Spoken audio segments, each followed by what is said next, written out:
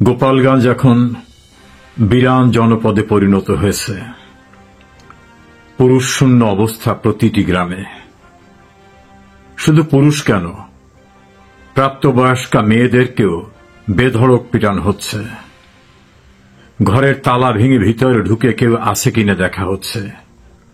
৭৫ বছর বয়সের একজন রাস্তায় বেরিয়েছিলেন উৎসুক হয়ে কি ঘটছে দেখার জন্য। তাকে নির্মমভাবে মেরে অ্যারেস্ট করে নিয়ে যাওয়া হয়েছে। তার মেয়ে আর্তনাদ করে বলছে, কি অন্যায় করেছে, একজন বয়স্ক মানুষ সে রাস্তায় বের হতে পারবে না। এভাবেই চলছে গোপালগঞ্জে ১৬ জুলাইয়ের বিভীষিকাময় অধ্যায়ের পরবর্তী ধাপ। ১৬ জুলাই যে নির্মম গণহত্যা হয়েছে তার যেসব দৃশ্য একজন অতি সাধারণ মানুষকে ধরে নিয়ে তাকে পাকিস্তানি হানাদার বাহিনীর মতো বুট দিয়ে তার কণ্ঠনালী পিষিয়ে দেওয়া হচ্ছে, তার বুকের পাঁজর ভেঙে দেওয়া হচ্ছে। একজনকে ধরে নিয়ে বারবার বলা হচ্ছে একে নিয়ে রাখবো কোথায়, শেষ পর্যন্ত তার রাখার ব্যবস্থা হয়েছে কবরে। অন্য একজনকে লুঙ্গি পরা অতি সাধারণ মানুষ বেপরোয়াভাবে তাকে পেটানো হচ্ছে এবং যে শব্দ ব্যবহার করা হচ্ছে এই অশ্লীল শব্দ নিষিদ্ধ পল্লীতে ব্যবহার করা হয়। এমন শব্দ ব্যবহার করছেন তারা পুলিশ বাহিনীর সদস্য। আর যাদের হত্যা করা হয়েছে তারা কেউ কোনো রাজনৈতিক দলের গুরুত্বপূর্ণ কেউ না, অতি সাধারণ মানুষ। গোপালগঞ্জের মানুষদের ভালোবাসা রয়েছে, তাদের গর্বের ধন, যাকে ঘিরে তারা গৌরব বোধ করে বঙ্গবন্ধু, বঙ্গবন্ধুর কন্যা শেখ হাসিনা। বঙ্গবন্ধুর কবর খুঁড়ে উপড়ে ফেলবে এ জাতীয় উস্কানিমূলক ঘোষণা যারা দিয়েছে, ভেকু মেশিন খুঁজছে। এই অবস্থায় গোপালগঞ্জের আবাল বৃদ্ধ বনিতা, কৃষক, শ্রমিক, রিকশাওয়ালা, দোকানদার সবাই বেরিয়ে আসছে বাইরে। তারা ক্ষোভ প্রকাশ করেছে। বঙ্গবন্ধুর বাড়ি গুড়িয়ে দেওয়ার ঘটনা তারা বিভিন্ন সামাজিক যোগাযোগ মাধ্যম, টেলিভিশনে দেখেছে। আবার টুঙ্গিপাড়ায় এসে হামলা করা হবে এ ঘটনাটা তারা মেনে নিতে পারেননি। সে কারণে তাদের ক্ষোভের বহিঃপ্রকাশ ঘটাতে তারা বাইরে এসে ক্ষোভ প্রকাশ করেছে। একজন মানুষের কাছেও কোনো মারণাস্ত্র ছিল না। মারাত্মক অস্ত্র না থাকলে তারা অন্য কাউকে আঘাত করে মেরে ফেলতে পারে না। আর অন্য কাউকে আঘাত করে মেরে ফেলার মতো প্রস্তুতি যদি তাদের সজ্জিত অবস্থায় না থাকে, তাহলে সশস্ত্র বাহিনী, পুলিশ, র্যাব, বিজিবি, আর্মি তারা কথা বলতে পারে না যে আমরা আত্মরক্ষার জন্য তাদেরকে গুলি করেছি। আত্মরক্ষা হবে তখনই যখন আমার প্রতিপক্ষ এমনভাবে সজ্জিত বা এমনভাবে অস্ত্র নিয়ে আসছে বা এমনভাবে সে প্রচেষ্টা নিচ্ছে, উদ্যোগ নিচ্ছে যে আমাকে সে মেরে ফেলবে, আমি তাকে না মারলে আমার আর রক্ষা হবে না। গোপালগঞ্জে যে কজন মানুষকে গুলি করে হত্যা করা হয়েছে তাদের একজনের কাছেও কোনো মারণাস্ত্র ছিল না। একজন পুলিশ আহত হয়নি, একজন বিজিবি, র্যাব, আর্মির কেউ গুরুতর আহত হয়নি। ফলে তাদেরকে আক্রমণ করা হয়েছে এটা বিশ্বাস করাবার মতো বাস্তব অবস্থা নেই। এত কিছুর পরেও কেন গোপালগঞ্জবাসীদের ১৬ জুলাইয়ের পরে প্রতিটি বাড়িতে বাড়িতে গিয়ে রেইড করে এমন স্টাইলে রেইড করা হচ্ছে, দরজা বন্ধ থাকলে লাথি দিয়ে দরজা ভেঙে ভিতর ঢুকছে। ঘরের ভিতরে থাকা ছোট ছোট বাচ্চা, নারীরা আঁতকে উঠছে, ভয়ে প্রকম্পিত হচ্ছে। কোন বাড়িতে এখন আর পুরুষ কেউ নাই। যাদের পাওয়া যাচ্ছে তাদেরকে ধরে নিয়ে নির্মমভাবে মারতে মারতে অ্যারেস্ট করে চালান দেয়া হচ্ছে। কি অন্যায় করেছে গোপালগঞ্জ? এত ভয় কেন গোপালগঞ্জকে? একটাই ভয়, এই গোপালগঞ্জ ধর্মভিত্তিক পাকিস্তান ভেঙে স্বাধীন বাংলাদেশ উপহার দিয়েছিল এই গোপালগঞ্জের কৃতি সন্তান শেখ মুজিবের নেতৃত্বে। এই গোপালগঞ্জের কৃতিকন্যা শেখ হাসিনা বাংলাদেশকে দরিদ্র পীড়িত বাংলাদেশ থেকে উন্নয়নের রোল মডেলে পরিণত করেছিলেন।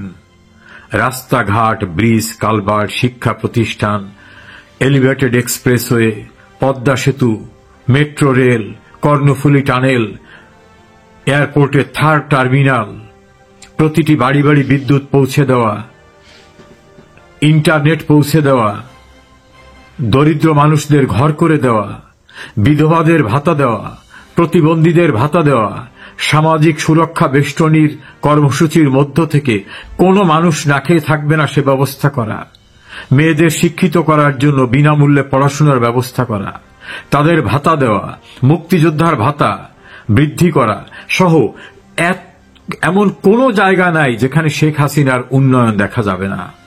দক্ষিণ অঞ্চলের মানুষ বঞ্চিত ছিল, উন্নয়ন বঞ্চিত। পদ্মা সেতু আজকে না হলে আমাদের পদ্মা নদীতে পার হতে গিয়ে কতবার কত পানিতে ডুবে যাওয়ার নির্মম ঘটনা ঘটেছে। কি করেন নাই তিনি? বাংলাদেশের সকল অঞ্চলের উন্নয়ন করেছেন। ঢাকা থেকে সিলেট একাধিক রাস্তা করে দিয়েছেন, 6 লেনের 8 লেনের। ঢাকা থেকে কক্সবাজার সরাসরি যোগাযোগ ব্যবস্থা, রেলের ব্যবস্থা করে দিয়েছেন। চট্টগ্রামে কি উন্নয়ন তিনি করেননি? সারা বাংলাদেশের সব এলাকায় উন্নয়ন করেছেন। এই উন্নয়ন বঞ্চিত এলাকার বৈষম্য তিনি দূর করেছেন। বাঙালির কল্যাণে কাজ করেছেন শেখ হাসিনা। বঙ্গবন্ধু স্বাধীনতা দিয়েছেন, মানুষের অর্থনৈতিক মুক্তি এবং উন্নয়ন দিয়েছেন শেখ হাসিনা। কেন এত ক্ষোভ শেখ হাসিনার উপরে? কেন এত আক্রোশ মরে যাওয়া কবরে থাকা বঙ্গবন্ধুর প্রতি? তিনি তো কোনো কোটা আন্দোলনের কোনো কিছুতে সম্পৃক্ত ছিলেন না। তিনি একটি অপরাধ করেছিলেন আপনাদের দৃষ্টিতে, যারা তার কবর খুঁড়তে চান। তিনি পরাধীনতার গ্লানি থেকে বাঙালি জাতিকে মুক্ত করে দিয়েছিলেন, স্বাধীন সার্বভৌম রাষ্ট্র দিয়েছিলেন। নিজের জীবনের গৌরবময় রঙিন 14টা বছর কারা অন্তরালে ছিলেন। তিনি প্রধানমন্ত্রীর প্রস্তাব প্রত্যাখ্যান করে বাঙালির অধিকারের সঙ্গে আপোষ করেন নাই।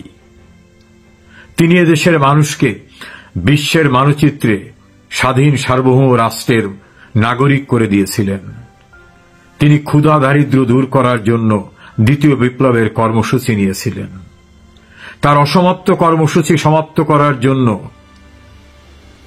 অক্লান্ত পরিশ্রম করে অন্ধকার থেকে আলোকবর্তিকা হাতে নিয়ে অপ্রতিরোধ্য গতিতে এগিয়ে যাচ্ছিলেন শেখ হাসিনা। আজকের বাংলাদেশের ফ্লাইওভার দেখলে অনেকেই মনে করে এটা কি বিদেশ? আজকের বাংলাদেশের নিজের টাকায় পদ্মা সেতু, মেট্রো রেল দেখলে মনে হয় আমরা ইউরোপ আমেরিকা সহ উন্নত রাষ্ট্রে আছি। এখানে কি আপনাদের ক্ষোভ? যুদ্ধাপরাধীদের বিচার করেছিলেন তিনি, বিচারের ব্যবস্থা করেছিলেন। যারা ঘৃণিত অপরাধ করেছে, নারী নির্যাতন করেছে, মানুষ হত্যা করেছে, ধর্মান্তরিত করেছে, ঘরবাড়ি পুড়িয়ে দিয়েছে, এই বিচারই কি আপনাদের ক্ষোভ? বঙ্গবন্ধুর খুনিদের বিচার করেছিলেন, সেখানে কি আপনাদের ক্ষোভ? তিনি সাম্প্রদায়িকতা দূর করে হিন্দু, মুসলিম, বৌদ্ধ, খ্রিস্টানের অসাম্প্রদায়িকতার সুন্দর বাংলাদেশ গড়ে তুলতে চেয়েছিলেন, এখানে কি তার অপরাধ? তিনি বড় একটি রাষ্ট্রকে করিডোর দিতে চাননি, বেসমেন্ট দিতে চাননি। নতুন রাষ্ট্র করবে তারা বাংলাদেশের এক অংশ ছেড়ে দিতে চাননি, সেন্ট মার্টিন দিতে চাননি, তিনি কোন বন্দর তাদের হাতে দিতে চাননি। এটা কি তার অপরাধ? স্বাধীন চেতা বঙ্গবন্ধুর কন্যা, এই স্বাধীন চেতাই হবে, এটাই তো স্বাভাবিক। বাংলার মানুষকে তিনি বুঝতেন। বাংলার মানুষের মন বোঝার ক্ষমতা শেখ হাসিনার ছিল, বঙ্গবন্ধুর পরে শেখ হাসিনার ছিল। এ কারণেই কি গোপালগঞ্জের উপর আক্রোশ? গোপালগঞ্জকে বিনাশ করা যায় না। গোপালগঞ্জের যে অত্যাচার এখন চলছে, বাড়িতে বাড়িতে গিয়ে নির্মমভাবে, শুধু গোপালগঞ্জ না, গোপালগঞ্জের প্রতিটি উপজেলার প্রতিটি গ্রামে, পার্শ্ববর্তী এলাকায় সেনাপ্রধান একবার এসে দেখে যান কি অন্যায় করেছে গোপালগঞ্জ। কেন গোপালগঞ্জের প্রতি এত প্রতিহিংসা, কেন এত অত্যাচার? 16 জুলাইয়ের নির্মম হত্যাকাণ্ডের পরে লাশগুলিও তারা স্বাভাবিকভাবে দাফন কাফন করতে দেওয়া হচ্ছে না, তাদেরকে পরিবারকে স্বাভাবিকভাবে লাশ দাফন করতে দেওয়া হচ্ছে না, ভালোভাবে পোস্টমর্টেম করা হচ্ছে না। বাড়িতে যারা আছে তাদেরকে নির্মমভাবে মারধর করা হচ্ছে, নারী, পুরুষ, শিশু, বাচ্চা, কিশোর নির্বিশেষে। কি অন্যায় করেছে গোপালগঞ্জ? সেনাপ্রধান, গোপালগঞ্জ আজ বিরান জনপদে পরিণত হয়েছে, কিন্তু গোপালগঞ্জ একটা পুণ্যধন্য এলাকা। এখান থেকে জন্ম নিয়েছে শেখ মুজিব, এখান থেকে জন্ম নিয়েছে শেখ হাসিনা। কোন রাজনৈতিক নেতা না থাকা সত্ত্বেও 16 আগস্ট 16 জুলাই যারা গোপালগঞ্জে বঙ্গবন্ধুর কবর আক্রমণ করার হুঙ্কার দিয়ে এসেছিল, তাদের প্রতিরোধ গড়ে তুলেছে আবাল বৃদ্ধ বনিতা দল মত নির্বিশেষে। গোপালগঞ্জের স্ফুলিঙ্গ যখন বিস্ফোরিত হয় তখন কিন্তু কেউ টিকতে পারে না। পাকিস্তানিরাও টিকতে পারে নাই, অন 11 অলারও টিকতে পারে নাই, 75-এর খুনিরাও টিকতে পারে নাই। জেনারেল ওয়াকার, পুলিশ প্রধান ইউনুস দেখে যান গোপালগঞ্জে কি নির্মমতার সাক্ষ্য বহন করেছে গোপালগঞ্জ। গোপালগঞ্জকে দমিয়ে রাখা যায় না। আপনাদের চেষ্টা ব্যর্থ হবে, তবে এই নির্মমতা একটা ইতিহাস হয়ে থাকবে। কড়ায় গণ্ডায় সব হিসাব আপনাদের কাছ থেকে ইতিহাস আদায় করে নেবে। ইতিহাস কাউকে ক্ষমা করে না এবং অপরাধীরা কখনো পরিত্রাণ পায় না।